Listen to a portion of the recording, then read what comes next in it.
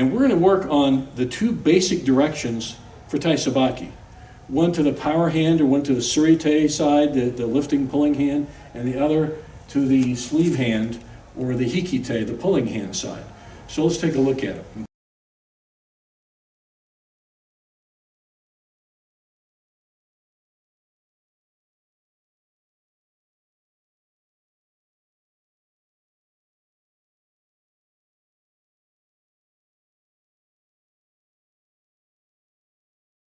Let's look at Taisabaki from two different directions of how to move. Now, Taisabaki is this.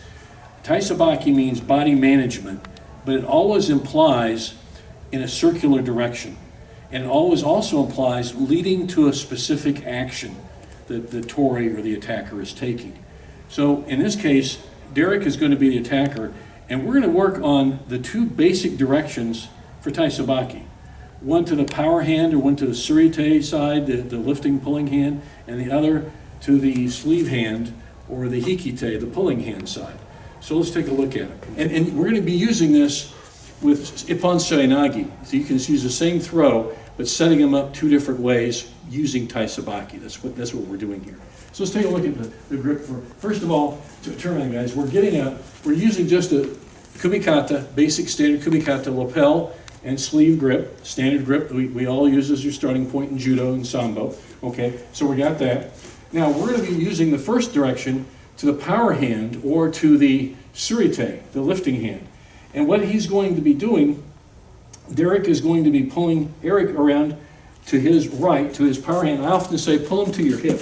And you see, the reason I say pulling him to your hip is because of this. He pulled him to his hip. So when he pulled him around, notice the hip is right there, ready to go. Okay? So, and he can just fit directly in, don't even throw, just seoinage, just pick up really nice setting. Okay, so pull him around again to your power hand, your hip, and seoinage. There you go. No need to throw them because you get the idea.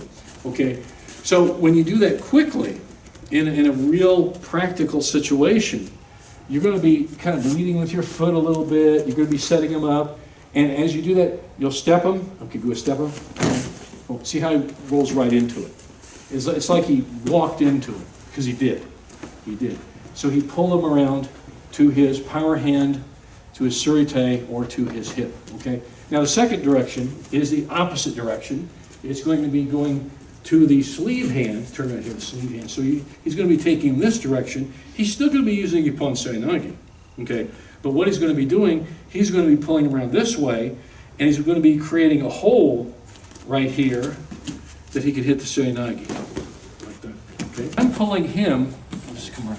When I'm pulling him this way, now notice I'm looking at the back of my hand, and like I had a wristwatch, okay, looking at my wristwatch, and I'm using what we call a line of pull. And it's very important when you use your hikite and your pulling hand on the sleeve here, to pop it up like this. There's a little more of a pop. And in both cases, and also with the surite, there's going to be a pop there too, but you'll need it more on your hikite. Generally, that just happens that way. So if I'm pulling him around here, and I pop him up there I'm creating that hole. That's what he's doing. So, but notice the straight line of pull of my elbow, the direction right here, and I can just come right in. So that's what he's doing. Can you fit it again? And he's not going to throw him, he's just going to fit in, and when he comes around, he pops it up, fits it in.